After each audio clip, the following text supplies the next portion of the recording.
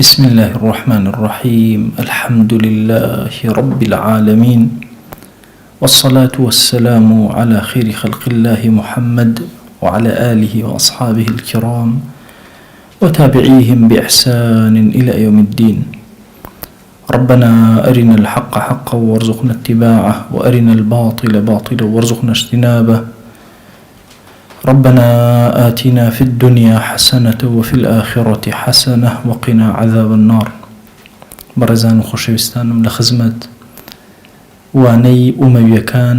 دولتك بخزمة إسلام جيان بسر أبين چند وتارك باسي جياني سيدنا معاوية رضي الله عنه وعليه بكردو معنا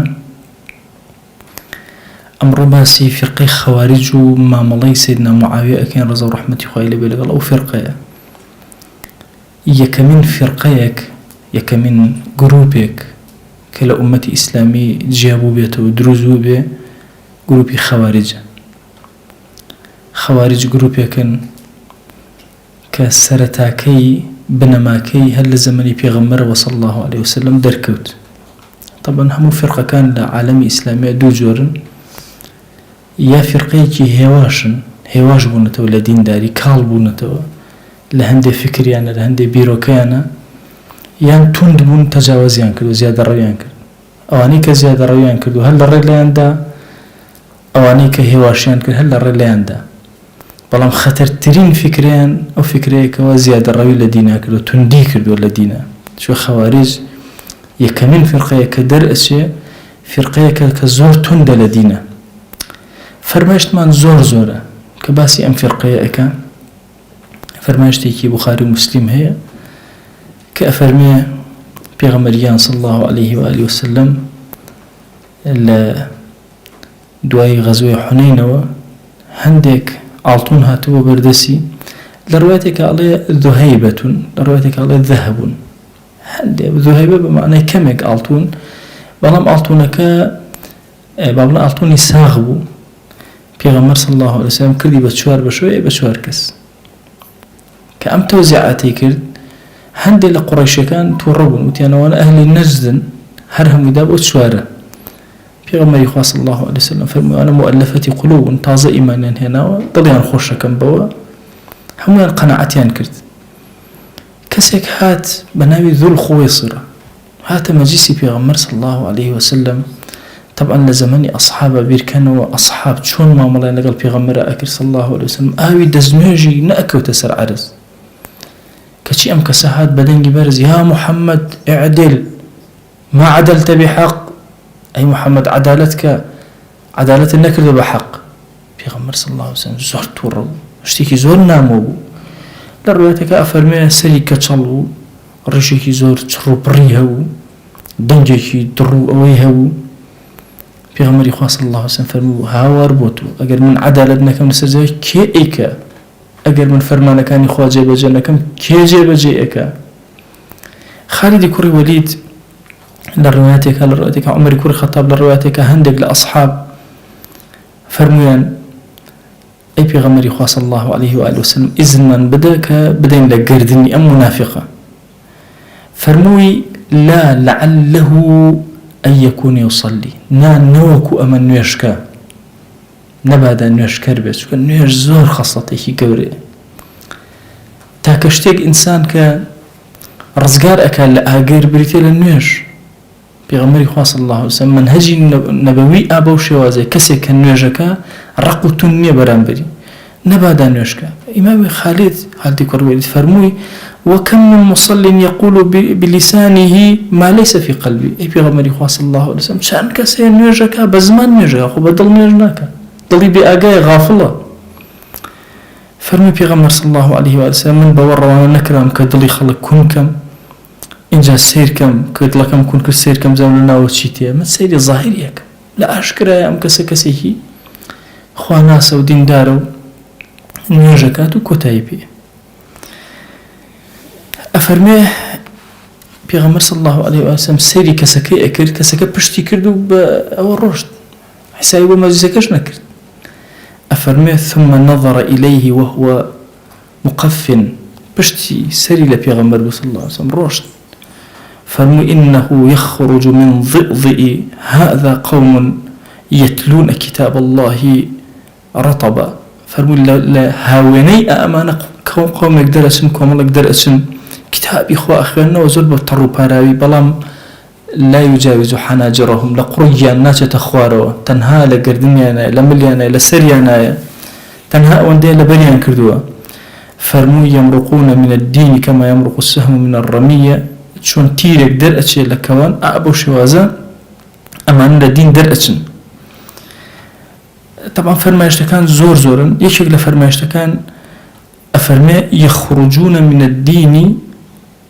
أفرمي ولا يرجعون إليه جايتين ناقرنا ولا دين كدرس كتوشي أو تمديب لفرمايشتك أفرمي فإنه سيكون له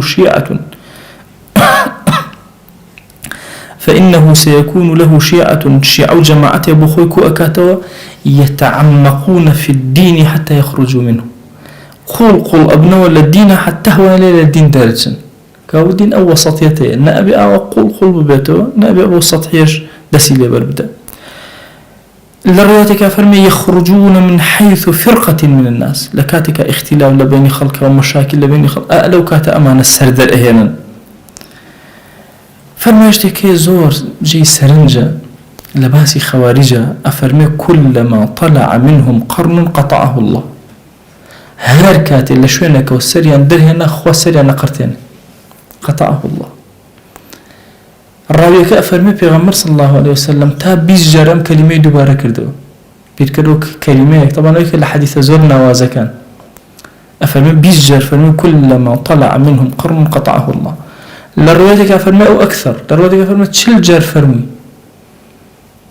حد جاري أمان السردر بن خواي كورا ناهي الله مولتي النادى نفسي النادى رسازي قطعه الله طبعا أنفرق يا لدواي حرب الصفين طبعا حرب الصفين بيشتر باسم كله لبين إمام معاوية وإمام علي أم حرب الرويدة لم نيوانا دواتر هردو كان برياري عندك خوان رجب رابوستان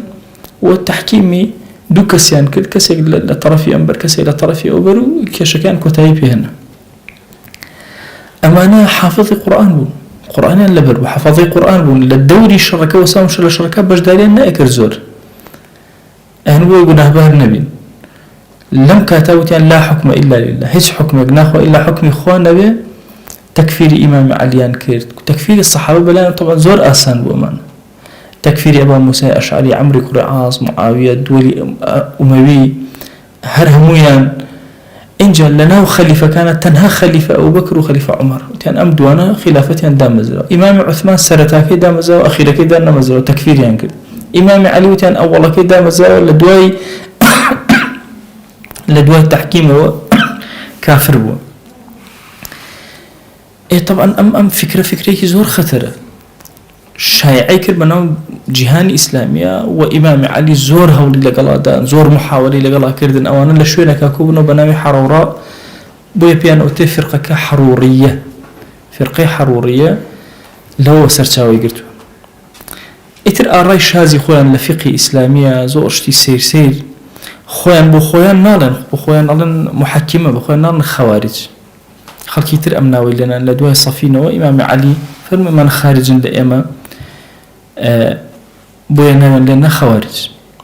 طبعا إمام علي زور مناظراتي هي لقليان زور هولي هي لقليان شو حرورا لقليان دانشت هنانية ومحاولة 8000 كذبو زور اللي جيرانو مجموعة كان بريالي عنده نا والله حتى شرش كان لقى الإمام علي بويا لحرب نهروانا شركي زورجو لبين إمام علي أوانا رويدا هندق أفرمون إمام علي دسي لنا فراسن شو كفي غمرجان صلى الله عليه وسلم لو الروايات أفرمي لئن أدركتهم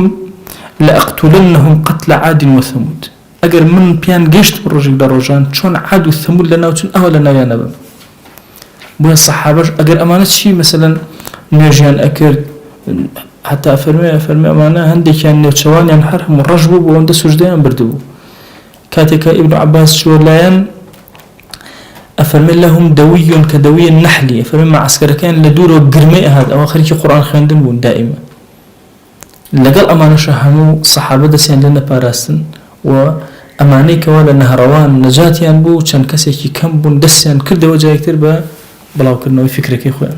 جارێکتر هاتنەوە هەر یەکەیان هەر جارەی لە شوێنەکە و مەشاکیلیان دروستە کرد بەڵام ضعیف و لاواز بوون. ئەم حەدیثەی پێغەمبەر صلی الله عليه وآله وسلم كلما طلع منهم قرن قطعه الله كأنما هاتدي هەر سەریان دەرەهێنا و ئومەویەکان سەریان پانەکردنەوە، هەر سەریان دەرەهێنا و سەریان پانەکردنەوە. طبعا یەکێک لە گرفتەکانی دەولەی ئومەوی ئەمە بوو. طبعا ئەمانە پیاوانێکی زۆر ئازابوون لە جەنگە، بێحەد ئازابوون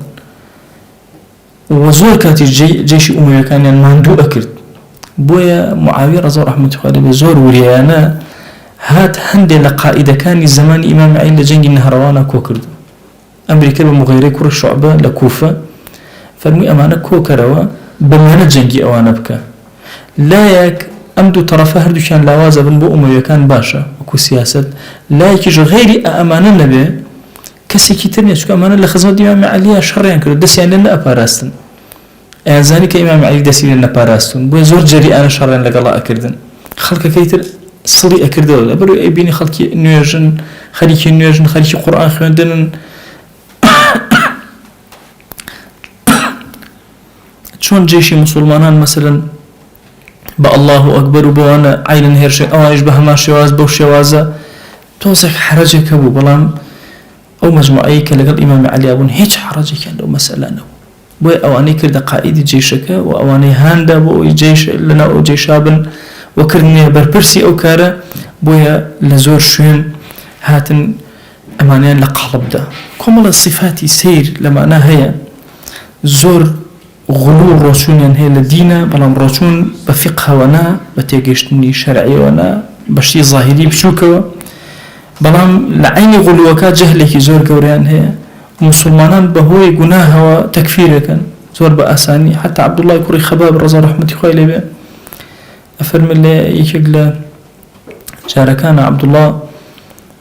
تەشریفی بە شوێنەکە تێپەڕی ئەوان حکومیانە کرد، گرتیان وتیان وەرە با پرسیارە لێ بکەین ئایا ئیمامی عوثمان و ئیمامی عەلی خەلیفەی موسڵمانان یان نا؟ شفەرمووی خەلیفەی موسڵمانان هیچ گومانی تیان نییە. وتیان ئاخر بە شێوازێ ئەو کوژن کەس نەکوژرابێ، وتی بە هەر شێوازێ ئەو کوژنەوە حەقیقەتەوە خەلیفەی موسڵمان هیچ مەجالی تیان نییە. عەبدوڵڵای کوڕی خەبابی کوڕی ئەرەتیان شەهید کرد. ئافرەتێکی لەگەڵا بوو جاریەک کە حامیلە بوو، ئەویشیان کوشت، سکیشیان دڕی مناڵەکەشیان کوشت.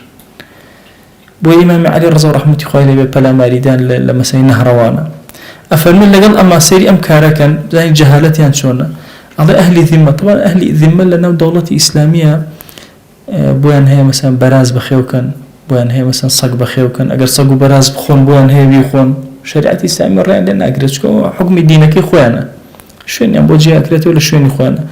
حتا ئەگەر لە فکرەکەی خۆیانە عارە خواردنیان پێ دروست بێ ئێمە لای ئێمە کێشە نییە، بە عارەقی خۆیان بخۆنەوە، چونکە ئەوانە ئەحکامی شەرعی ئیسلامی بەسەر ذیممەی ئەهلی ذیممەیە جێبەجێ ناکرێت. ئەفەرمێ هەر ئەم جەماعەتەی کە عەبدوڵڵای کوڕی خەبابی کوڕی ئەرەتیان شەهید کرد، ئەڵێ بەرازێک لەوێ تێپەڕی کوشتیان.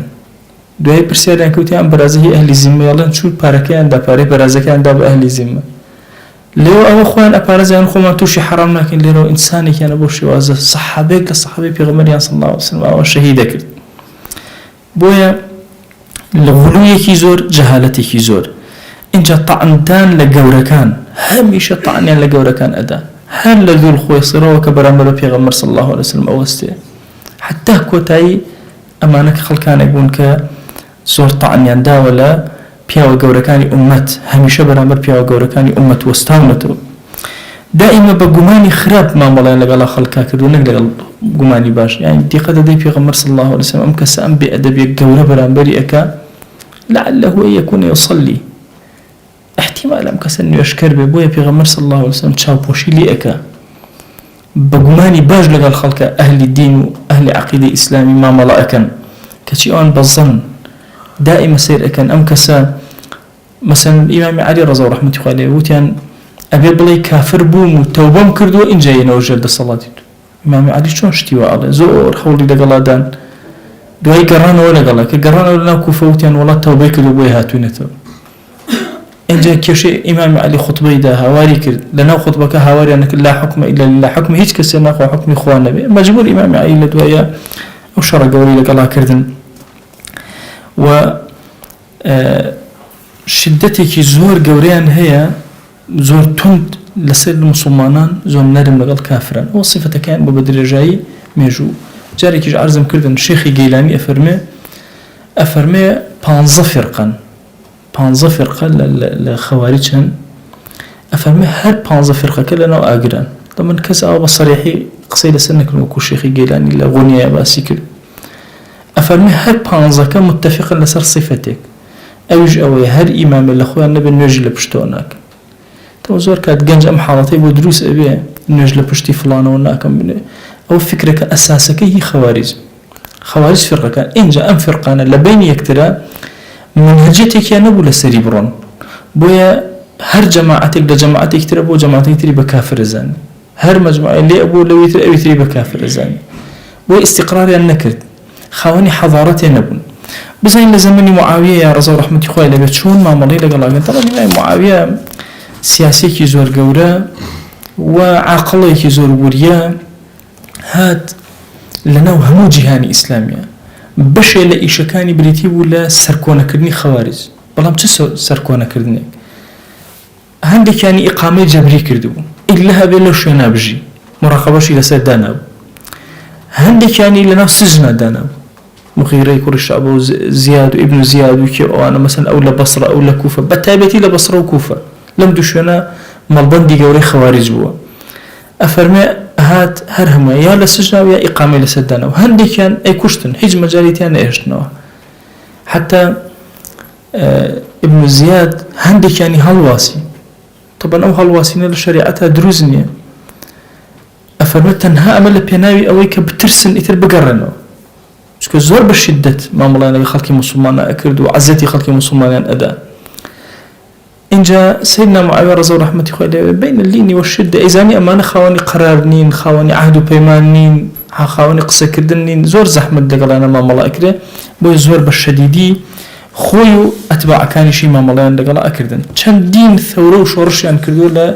لزمان سيدنا معاوية رضي الله عنه لكوفة ثورة ابن النوفل أشجاعي دسي بيكر ثورة كي زور قوران شورشي زور قوران برپاكر بتجي دولتي أموي بلام دواتر کۆتایەکەی ئەو بوو کەشکان لە بەردەم جێشی ئومەویەکانە و ئەو ثەورە ئەو شۆڕشەی کە تەرتیبیان کردبوو هەڵوەشایەوە گەورەکانیان تیا کوژران حرەکەی مستەوریدی کوڕی عەلقەمەی تەمیمی ئەویش حرەکەی تری دروست کرد هەوڵێکی زۆر گەورەیدا محاولاتی زۆر گەورەی کرد ئەوە بوو کە مغیرەی کوڕی شوعبە پەنای بردە بەر هاوڵەکانی ئیمامی عەلی ڕەزا و ڕەحمەتی خوای بۆ سەرکۆنەکردنن و توانی زاڵ بە بەسەریانە زۆر بەباشی ئەسبابەکانی خروجی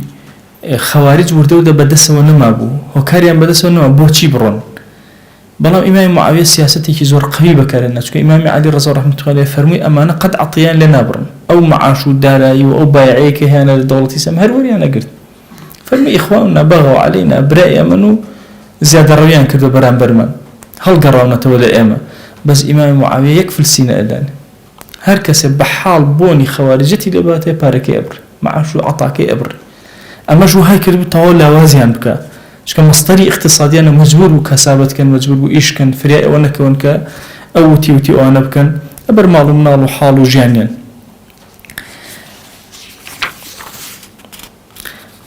حرەکەیەکی تر حرەکەی حەیانی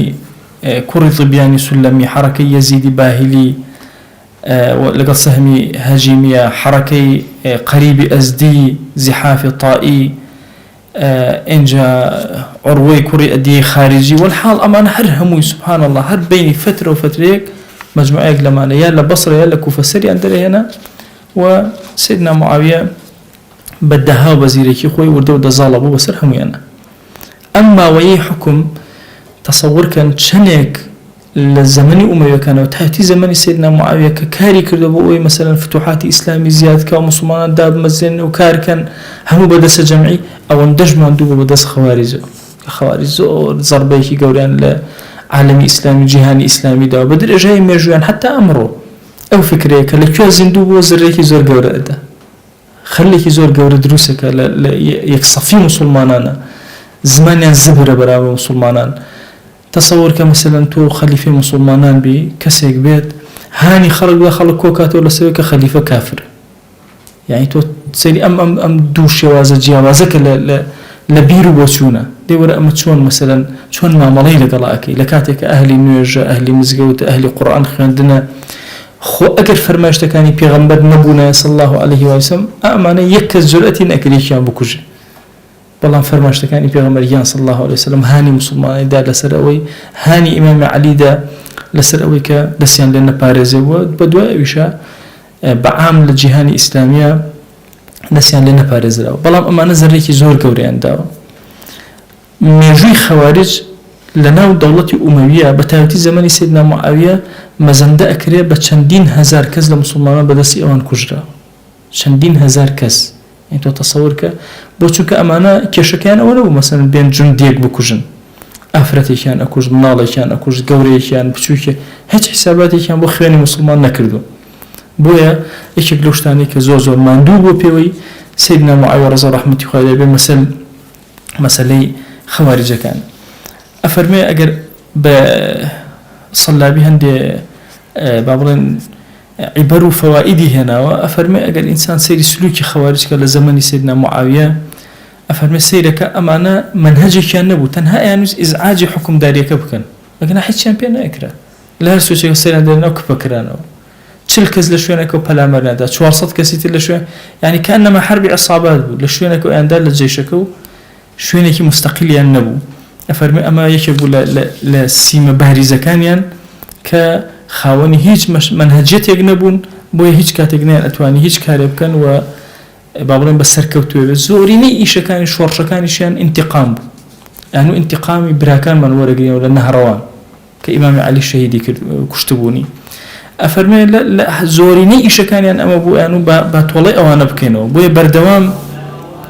جنجان أكل لشوينك وبشوينك كتير هدف كان تنها كشتن بو كأنما طولا كرنا وبو اشتكي منهجيان نبو ككاري لسرب كان سيدنا معاوية رضي الله رحمة الله عليه سياسي زور عملاقة هم سياستي خارجي خوي زور بوريان ما مر الله قلاك سياستي داخلي شي زور بوريان بو زورك حركة وجولا كان خوارج لجا كنترول أواب حتى هند جارك أن يستمرت كان لبرأ إذا بصير أنا إجرتن بيش أو يدسبب كان بيش أو إيش كان بو خوارج لزمن سيدنا معاوية زحمة تريني كاتا كان يعني بو زور بنهيني كاريان كردوا بحال شتي كان ليه كشف بو طاو يتر أنزاني خويانو أتبع كان هم جيرو ده ابن بويا سيدنا معاوية أم بابتاني همو لقل أميركاني كلا كوفة لعراق مثلا لبصرة داءنا أمي لقل بوري أي باسا كردن وهمو ينبيكو ويكستاف كاريانا كرد وينتواني ظالبن بسريانا بويا شعبي كوري مغيرة رضا ورحمة خوي لبي همو جيش وسلطي خوي لمنطقي كوفة همو مجبور كردو بويكا شون قمع كان وشون سرپرشتي أو شورشانا بكن كخوارج إيكاتو بيكو جنة ومجاليان ندن نهلا همو أمريكا لزمني سيدنا معاوية رضي الله رحمة الله برانبريان كراوة أفرمون هر هموي يكبو السياسة الزور ناجحة كان كهاتو توانيويتي لو زمنيا نهيلا يك بكرنوا نهيلا شويني كان هبه أو كفكريكي زور مهم بو فرقة كاني بتشوك أكرنوا بويا لكيا بدوري يكسو كوبونا تو خوارج أو كسي أهج نأهج أي كشت أو أنت تفرقيان تي أكد أو أبي كافر أكد بتشوك أبونا كبتشوك أبونا زالوا بسريانا ويشكل حدتي زيركي سيدنا معاوية بريتي لويكا توانيتي بوشة وازة تفرقيان تبقى لبيني خويانا نهي ليك بقرنوم صفات كان يعني بيشتر باس من كردوها وصفاتي تري زوريان هي هن اشتيك كزور قرنجة للسياسة معاوية رضي الله رحمة الله عليه هن جار عاطفة بكارهنا طبعا مع عاطفة زور مهم بوا وستويتي التأثير لسر خوارج كان دابني طبعا خوارج كان حسابي بو باوكي خوان اكر بو دايكان اكر بو بران بو كسيان اكر بلام سيدنا معاوية اما يهرب كاره هنا بو يسيركي حوثري كوري وداعي كوري مسعودي اسدي افرمكاتك برامبر بدولة اسلامي جولا وانا باوكي بانكرت باوكي حوثري بانكروتي برو قراكت بينر او شورش اكات وخلك بدوري ويتي باوكي شو زور قصي لقلا اكر زور هولي لقلا دا باباوكي ولتي توش كافري لقل معاوية كاتك هاته وجرايا إثر معاوية رضي الله رحمة الله عليه كاتك برنجاري كدنا وحتى أفرمي حوثرة لقل باوكي كوتنا جنجو على چەند جارێک وتی بە باوکی وتی کە کەسی تر هەیە شەڕی لەگەڵاکەی غێری من ئەڵێ بەڵام باوکی هەر تۆ ئەوەی نەکرد لە ئەخیرە باوکی ئەکوژرێ لە ڕێواتێکا بریندارە بێ بەدەستی ئەو مهم ئەو بابەتە زۆر گرنگە بەلامەوە کە معاویە ڕەزا ڕەحمەت خوای بە عەقڵ و دەهائی خۆی توانێتەوە عاتیفانە بەکاربێنێ بۆ گێڕانەوەیان بۆ پەشیمان بوونەوەیان بۆ هێنانەوەیان جارێکتر و هەندێک جاریش هەندێک پیاوی گەورە هاتوون شەفاعەتیان کردووە کە ئیمام معاویە ئەوەندە توود نەبێ لەگەڵیانە و ئیمام معاویە بە دەهائی خۆی قەناعەتی بە هەمویان کردووە کە ئەم شیدەتەی ئەم باشترە لەوەی کە نەرم بێ لەگەڵیانە و ئومەتی ئیسلامی هەموو بفرۆتێ قەسیدە و شعرێکی زۆریان هەیە لە زەمەنی خۆیانە کە خەواریجەکان هەم بەسەر ئازایەتی و نەبەردی خۆیانە و تویانە هەم لە دژی سەیدنا معاویە بەکاریان هێناوە شعرەکە ئەمەی کە عەرزم کردن یەکێکە لە سیاسەتە داخلیەکانی سیدنا معاویە ڕەزا ڕەحمەتی خوای لێبێ چۆن سیاسەتی داخلی لە مەسەلەی دارایی مەسەلەن چۆن بووە مەسەلەن سیاسەتی لەگەڵ دوژمنەکانی چۆن بووە ئەو کەسانێک کە اختلافیان لەگەڵا بووە لە داخلا چۆن بووە یەکێک لە کێشەکانی دەوڵەتی ئومەوی لە سەرەتاوە کە دەستی پێکرد بریتیە لە خەواریجەکان و ئەمەش کە عەرزم کردن شێوازی مامەڵەی سیدنا معاویە بۆ ڕەزا ڕەحمەتی خوای لێبێ بۆ سەر کۆنەکردن و نەهێشتنی ئەو فێرقەیە طبعا ئەو فێرقەیە کۆتا قسم لە خزمەتانە لە هەموو زەمان و کات و ئانێکە بە ئێستەشەوە سەر دەرەهێن کێشەکە لەوەیە کە گەنج و شەبابی ئێمە زۆر کات ئەم فێرقەیە ناناسێ تێ ئەکەوێ شوێنی ئەکەوێ کاتێ بەخۆی ئەزانێ هەموو شتێکی لە دەستداوە و هیچیشیان بە هیچ نابێ چکە دوعای پێغەمبەر صلی الله علیه وسلم حەلێکوێ سەر دەربێنن قەطع بێ هیچ مەجالاتێکیان بۆ نامێنێتەوە لە جیهانی ئیسلامی بۆیە چەندێک خەتەرە فکرەیەکی نەرم بێت مەسەلەن هەرچی شتی حرامە بۆ ئێمە حەڵالکە ئەوەندەش خەتەرە فکرەیەک بێت حەڵالەکان لە ئێمە حرامکە دینی پێغەمبەر صلی الله علیه وسلم ئەهلی سونە و جەماعە لەسەر ئەو وەسەطیەتە و نەرمی و هادیئیە ژیان بەسەر ئەکەن و دینداری خۆیان ئەکەن و پەیامی خۆیان بەرز ڕائەگرن و ئەیگەێنن داوا ئەکەین لە ذاتی پاکی پەروەردگار ڕەحمەت و بەزەی خۆی بەسەرمانە ببارێنێ خوای لێت ئەپاڕێنە و لێت ئەلاڵێنەوە لەسەر جەم گوناهەکانمان ببورە خوای گوناهی بە ئاشکرا کردومان عەفومان کە گوناهی بە پەنهان کردومان عەفومان کە گوناهی نەمانزانی کردمان عەفومان کە گوناهی زانیمان و زیادە ڕێیمان کرد لە حەقی تۆیە عەفومان کە لە گوناهەکانی لەمە پێشمان ببورە لە گوناهەکانی لەمە دووەمان ببورە فریایتەوە بە ناکەوین یا ئیلاهی کەڕەمی خۆت بەسەرمانە ببارێنە ئەگەر ئێمە شایان نەبین خوای تۆ خوایەکی زۆر شایانی زۆر کەریمی لە عەبدەکان ئەبورەی خوای لە ئێمەش ببورە خوای دەرگاکانی خەیر بەسەرمانە بکەرەوە لێ خۆشبوون بەسەرمانەدا ببارێنە بەرەکەتی ئاسمان و زەوی بەسەرمانەدا ببارێنە بەخوا پەروەردگارە ئەلەم زەمانە ئێمە دڵمان زۆر مشەوەش بووە خوای دڵمان ئارام کە ڕۆحمان ئاسوودەکە خوای داوات لێ ئەکەین ماڵەکانمان ئارام کە ژیانمان پڕکە لە ئارامی یا ئەکرەمە الئەکرەمین خوای مردنمان بکەرە مردنێکی ئارام لەناو گۆڕەکانمانە ئاراممان کە لە کاتی ڕۆح دەرچوونمانە ئاراممان کە لە کاتی زیندووبوونەوە ئاراممان کە لە کاتی حەشر و حسابمانە خوای ئاراممان کە یا ئیلاهی بە ئارامی بە لیقای خۆتمان بگەێنە بە ئارامی بە لیقای پێغەمبەرمان صلی الله علیه وسلم بگەێنە ئیلاهی ئارامی بەسەر ئومەتی پێغەمبەر صلی الله علیه وسلم ببارێنە بەخوا پەروەردگارە دڵمان خەریکە قاشقاش ئەبێ بۆ براکانمان لە غەزە یا ئیلاهی تۆ خۆت بەهانامانە وەرە تۆ خۆت ئارامی بەسەریانە ببارێنە تۆ خۆت لە بەڵاو موسیبەتەکان بیان پارێزە یا ئیلاهی داوات لێ ئەکەین بە ناوی جوانت بە صیفەتی بەرزە بە ئیسمی عەظەمت دەرگاکانی خەیر بەسەر ئەم ئومەتا بکەرەوە نەسرەتمان پێ بدە یا رب العالمین دڵمان خۆشکە بە نەسرەتی ئیمانداران یا ئەکرەم الئەکرەمین خوای سەر یەهود و نەسارا شۆڕکە یا ربی خوای زەلیلیان کە یا ربی خوای فێڵ و کەیدەکان بگیرن ئەستۆ گردنی خۆیان یا رب العالمین یا ئیلاهی داوات لێ ئەکەین بە گەورەی خۆت هەر گرفتێکمان هەیە بۆمان چارەسەرکە ئەو من بێ حاڵ و ماڵە ماڵداریکە ئەو من بێ مناڵە مناڵی پێعەتاکە ئەو من بە مناڵە مناڵی ساڵحکە ئەو من قەرزارە قەری سەرشانی سووکە ئەو من نەخۆشە شفای بۆ بنێرە ئەو من کەم ڕزق حەڵاڵی زیادکە ئیلاهی